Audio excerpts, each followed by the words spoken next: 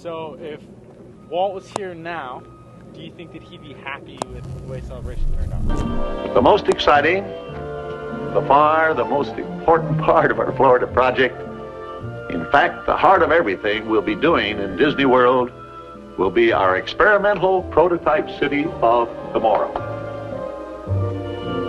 We call it Epcot, spelled E-P-C-O-T, Experimental Prototype Community of Tomorrow. In 1965, Walt Disney announced the Experimental Prototype Community of Tomorrow, or Epcot. And Celebration Florida has kind of become what that was supposed to be.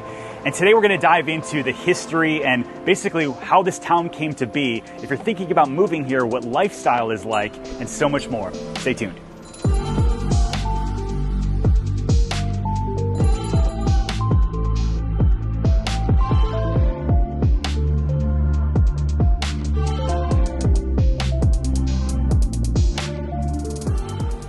Epcot was supposed to be a 20,000 rooftop community where people could test different technology. They could have kind of new urbanism going on with new schools and a whole bunch of cool stuff that Walt had envisioned.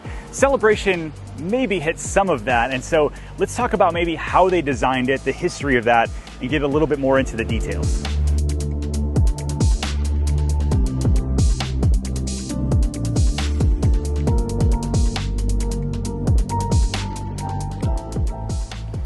In 1994, Michael Eisner announced Celebration as the town, and it was to much fanfare. There were a bunch of people that put down $1,000 deposits just for the chance to get into the lottery to win a spot here in Celebration. And so why don't we get into a little bit more of the town and what is actually here, some of the details that Disney did put into the town. I think you're going to enjoy it. Come on.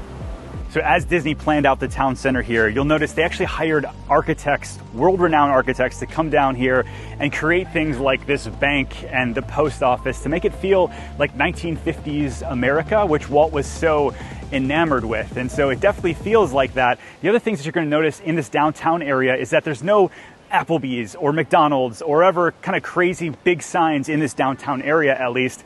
Over on 192, all of that stuff exists. But in this downtown area, it's not really about the businesses per se as much as it is the people and the community and how it feels when you live down here.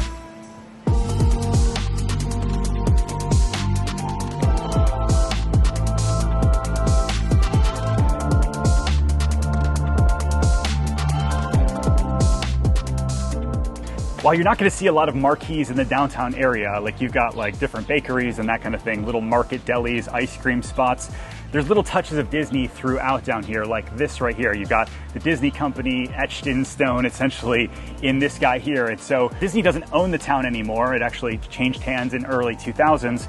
There's still a little bit of Disney everywhere you look around Celebration.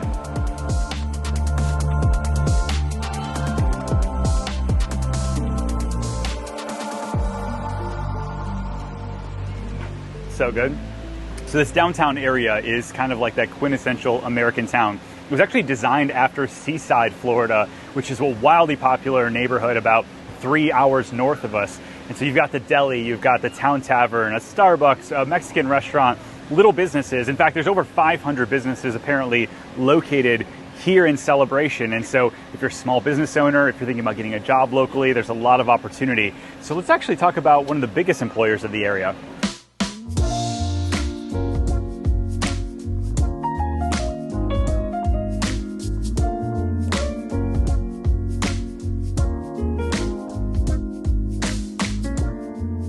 One of the biggest employers in all of Orlando and even in Celebration here is the Walt Disney Company. They've got the DVC here.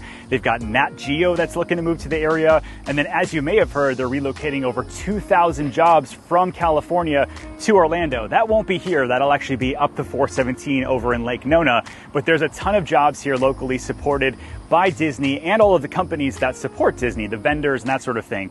You've got hospital jobs, you've got a lot of small business people. So if you're thinking about moving to the area, definitely job opportunities in Celebration and beyond.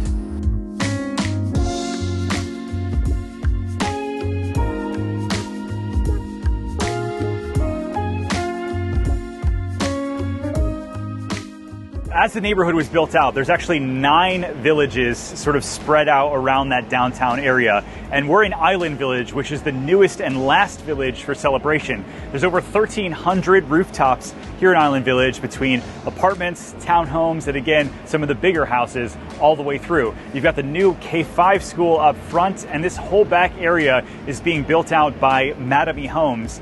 And so let's talk a little bit about the real estate. So you've got Mattamy Homes building here. The last neighborhood was Spring Lake, built out by David Weekley. And then the rest of Celebration was built out by 4 or 5 different builders. Everybody from Taylor Morrison or Morrison Homes at the time, all the way up to like the luxury guys like Issa Homes. So let's actually take a minute and spin around Celebration and talk about the real estate.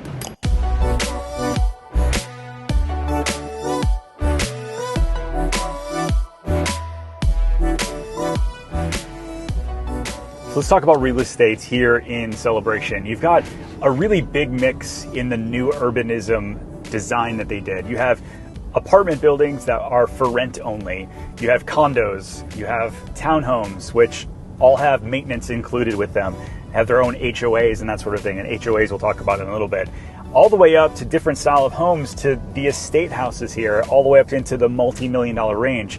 And so it was designed specifically to be able to have different socioeconomic people living amongst the same town, going to the different schools, of which there are 3. There's a K-8 school, there's a K-5 school getting to open up in Island Village, there's a high school, there's a Montessori, and a whole bunch of stuff like that, all kind of within the town.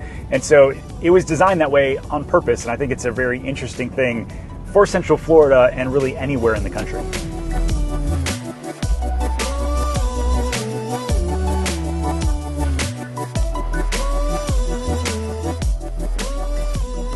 So how do you keep all of these people kind of moving forward with the same vision that Walt had? Well, they've got these deed restrictions and homeowners associations that are pretty strict. You've got over 160 pages in the homeowners association, making sure that people keep the exterior of their house looking good, the mulch right, the different pocket parks.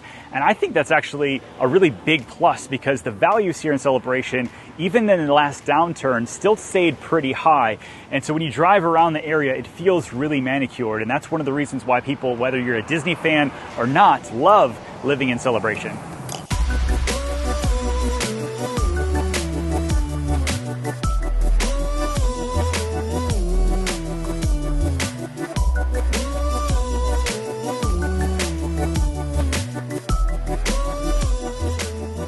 Lifestyle in Celebration is a little different than what Walt intended. There's no dome here keeping us separated from the elements. There's not electric cars, although there is a Tesla station here now, a charging station.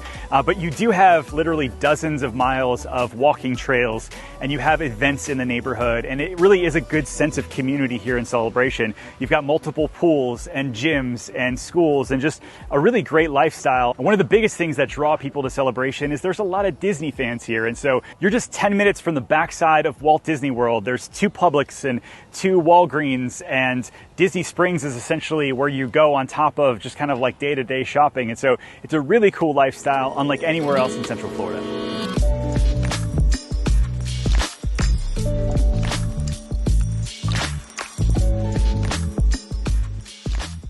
So if Walt was here now, do you think that he'd be happy with the way Celebration turned out?